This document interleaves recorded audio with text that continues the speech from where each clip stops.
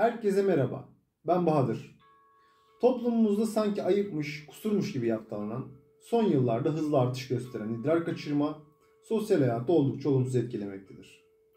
Gülerken, ağlarken, merdiven çıkarken, öksürürken, hapşururken meydana gelebilen bu duruma sebep olarak kan şekeri dengesizliği, böbrek taşları, aşırı kilo, hormonal değişimler, bel fıtığı gibi çeşitli sebepler sayabiliriz.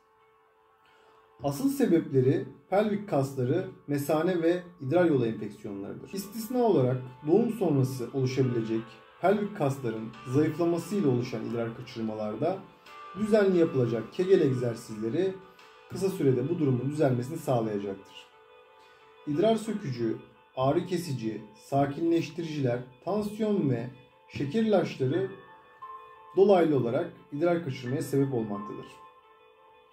Sağlıklı bir vücutta mesanenin kapasitesi 350 ila 500 mililitredir. Kapasite dolduğunda tuvalet ihtiyacı için sıkışma hissederiz. Tuvalet ihtiyacımız geldiğinde ihtiyacı karşılayamaz, tutmaya çalışır, geciktirir, bekletir isek ileride idrar kaçırma problemlerine zemin hazırlarız. Anatomik olarak uygun olmayan şekillerde tuvalet ihtiyacını gidermek aslında idrar kaçırmaya en büyük sebeptir. Ayakta yahut klozette boşaltım sistemi tam ve doğru çalışmaz. İdrar yollarında kalan kalıntılar mesane ve idrar yolu enfeksiyonlarına sebep olur. Bir süre sonra idrar kaçırma problemleri başlar. Bu sorunu yaşayanlarda zaman zaman özgüven eksikliği, obsesif kompulsif, geç anlama gibi ruhsal problemler ortaya çıkabilmektedir. Sebepler göz ardı edildiğinde idrar yolu enfeksiyonları ve idrar kaçırmaya neden olan durumlar değiştirilmediği sürece iyileşmenin kalıcı olması mümkün değildir.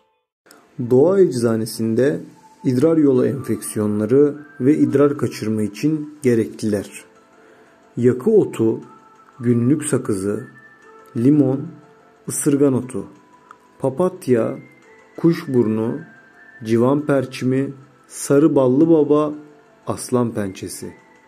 Ruhsal tedavi sürecinde ise amber tütsüsü, siyah turmalin ve mavi akik taşı, gökkuşağının enerjisi, ayrıca yüksek sesten uzak durmak. Bunların seçim ve kullanımları kişiden kişiye değişmektedir. İlk videomuzda dediğimiz gibi kadim tıpta hastalık değil, hasta önemlidir. Her hastalık her hastada farklı değerlendirilir. Umarım bu video sizin için faydalı olmuştur. Daha fazla kişiye ulaşması için kanalı takip edip videoya like atabilirsiniz. Selametle ve sıhhatle kalın.